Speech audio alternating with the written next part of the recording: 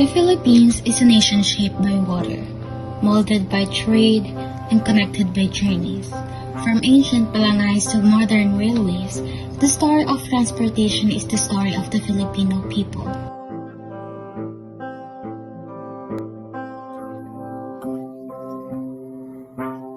But nowadays, for millions of Filipinos, commuting is not a simple journey, it is a survival.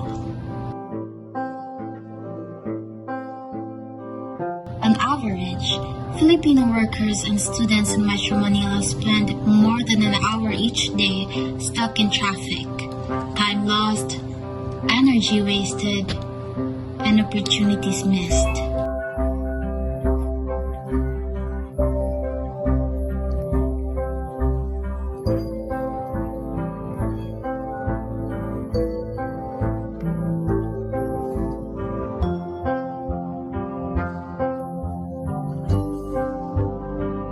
Bright, loud, crowded, and undeniably Filipino, the jeepney is more than just a mode of transportation.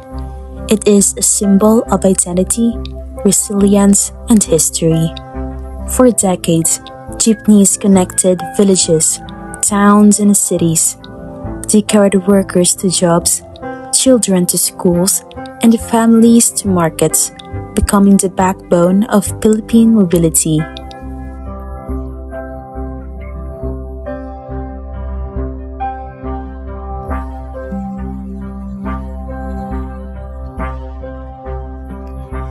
Despite their cultural importance, jeepneys have long faced criticism. Pollution, lack of standard safety features, and inconsistent regulation.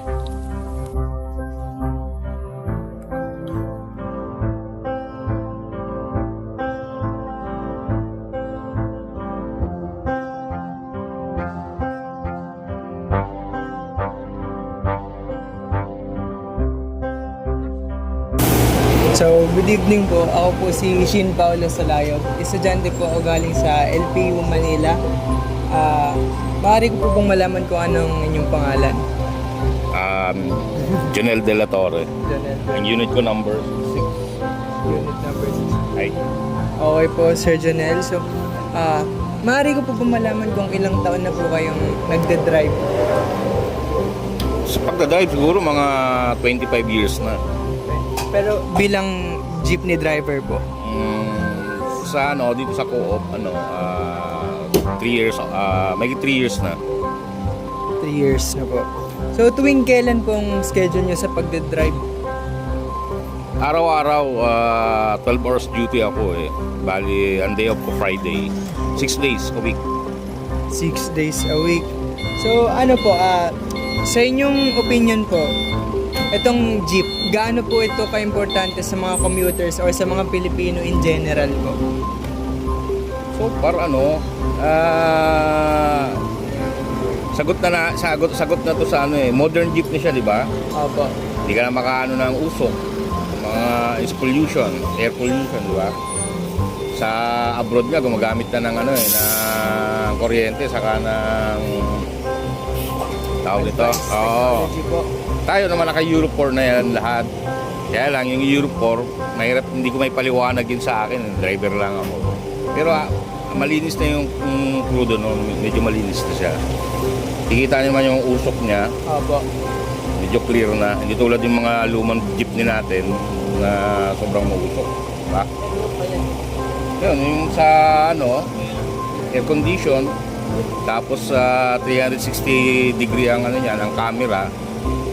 Sa mga commuter, mga Pilipino, kahit pa foreigner, makaiwan man sila ng gamit, sure yan na makukuha nyo kaagad. Kung nalang kayo dito sa opisina, hindi naman namin pakikikailman yan kasi naka-camera tayo, di ba? So yun, safety ng gamit nyo. And then yung mga driver naman, laging may rito may seminar, may trainings. So well prepared. Saka veterans halos. Kasi malalaki yung bus yung minibus eh. Hindi kaya ng bagito yan. Di ba? So So, ayun nga po, bilang nabanggit nyo na yung advantages ng jeepney modernization at mukhang sang-ayon naman po kayo at pabor sa pag-modernize. Lalo na sa mga benepisyo nito, gaya nga po ng nabanggit nyo na yung mga nawala ng gamit, makiklaim po nila kasi sobrang modernized, meron na pong CCTV na nakatutok. Ano naman po yung experiences nyo na 3 taon na po kayong jeepney driver dito sa mga pasahero naman po? Yung pa, yun ang sa problema. Dapat nagkaroon ng proyekto ang gobyerno na modern jeepney, modernization ng jeepney.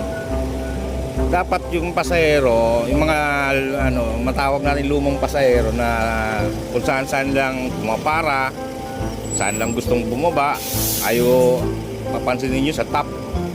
Ang dami naman namin nakapila, ayaw nila sundin yung tamang pila, di ba? Dapat yung mga pasahero, magkaroon din ng disiplina. Para kasi maganda yung proyekto ng gobyerno, di ba? Modern jeep. Maganda yung mga sasakyan. Tapos mayroon namang mga pila, mayroon namang babaang tama, na dati namang nandyan na. Dapat sundin din ng mga pasahero yun para maiwasan unang-una dyan yung aksidente. Sa top, nakikita nyo, nagkakagulo kayong mga pasahero. Opo. Takot na takot kami mga driver doon. Kasi baka may masagasaan kami. Opo. Diba? Although, wala naman tayong mabibili niya sa palengking pirasong daliri nyo, madurog yan. Although, yung isa sa advantage ng modern jeep, ang insurance yan, dahil bago yung sasakyan, comprehensive. Plus, dahil passenger siya, meron yung passenger insurance. So just in case in any accident na mangyari, wala namang problema kasi may insurance nga. Kaya lang, yung disiplina nga ng dapat mabago na rin. Sa inyo yan mga pasahero, dapat kayo Sumunod po Yo. sa mga yun yung mga pasahero. Ayan po. Sa mga susunod na tanong po, medyo personal po. So, hindi naman po siguro siya connected sa math, pero kung sa paano niyo po na-handle yung kita po dito sa pang-araw-araw, sumasapat po ba ito bilang panggastos po sa pang-araw-araw? Ano naman yan, dito sa modern jeep, yung yung overtime given araw-araw, andyan na yung overtime, di mo na hanapin. At unlike in others na company na kailangan magpalakas ka pa sa supervisor, hihingi ka ng makahingi ka ng overtime para mataas yung sweldo mo, di ba? Ito nakalatag dahil nga kalsada yung trabaho namin eh. Yung demand ng client, ng passengers, talagang round the clock halos. Kailangan 24 hours. Nandiyan kami para mag-servisyo eh. So, yung sa sweldo, nakakasapat naman siya dahil mahaba nga yung hours ng trabaho. And at the same time, dahil kooperatiba siya, yung canteen, nakakautang kami, pagkain. Tapos, hindi naman agad binabawas yung biglaan. Parang tulong na rin siguro sa mga empleyado. So, yung sweldo mo, nami-maintain mo yung pwede mong yun lang, i-consume na dahil yung pagkain, na mo siya eh. Nadi-divide mo in 2 weeks. Ibig babayaran mo a week. Diba? So, isa yung sa advantage na ang ihawak ng kooperatiba. Yung kumpanya. Hindi yung mahirap yung isa-isa eh, yung single proprietor na bawat isang jeep, isang may-ari, iba-iba. Dito, dahil nga sa hawak siya ng kooperatiba, ang daming advantage. Tulad nga niyan, may mga canteen, mayroong yung co-op nagpapautang ng naglupa pa loan. Bawa, may emergency loan. Just like parang sa ibang company, ganun na ganun. Emergency loan, yung regular loan. Na kung merong biglaang yung tuition fee, yung kailangan ng mga bata, ng mga anak natin, nakaka-advance siya. Then, ang utang, ang bayad, napakaliit lang ng tubo. So, isa na yun sa nagiging advantage ng mga driver. Tsaka, yun lang, yung sa sweldo. Ayan po. So, sa panghuling tanong po natin, alam po natin sa Pilipinas na traffic po talaga. So, gano'n nyo po kadalas maranasan ng traffic? Yung traffic, ano na yan given na yan sa atin sa Pilipinas. Sa mga driver, parang ano na lang namin, kasama na sa pagkain namin sa maghapon. So sanay kami dyan.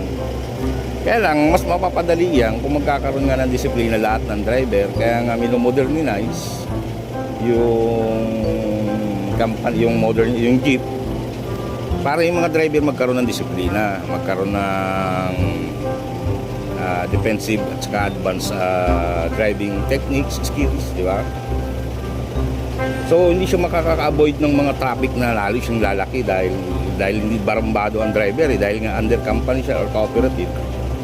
Pag nakita siya ng kasamahan or ng supervisor na nandiyan sa nagka-aksidente nakasakay sa iyo, pwede kang masuspende. So yung driver medyo nag-iingat dahil mayroong pinangahawakang kumpanya. Pangalawa, yun pa rin yung sinabi ko, yung mga pasahero dapat magkaroon din ng disiplina. Kasi kung basta-basta kayo, saan kayo papara? Saan kayo nyo gusto bumaba? Siyempre, Pilipino, mahihain tayo sa may matatanda, yung mga senior citizen. Naobliga tayo minsan ibaba siya sa maling yun cause ng traffic yun. Yung maling drop off, di ba? So dalawa, si driver saka si company, si driver saka yung mga pasahero dapat karoon ng disiplina para mabawasan rin din yung traffic, aksidente, at iba pa. Maraming salamat po sa insightful niyong oras. Nalaman ko po yung side ng mga driver sa mga dapat at hindi dapat gawin ng mga pasahero at sa mga benepisyo po na nakukuha niya sa kumpanya. Maraming salamat po sa oras.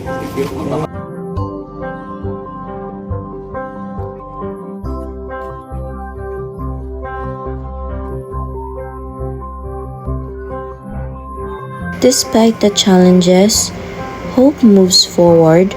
New railways are rising, roads are being expanded, bike lanes are emerging.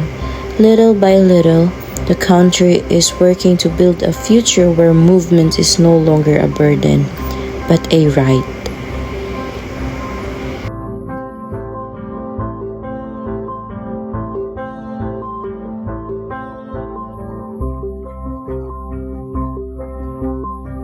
The Philippines stands at a crossroads, and the journey towards better transportation begins with understanding the struggles of those who travel every day.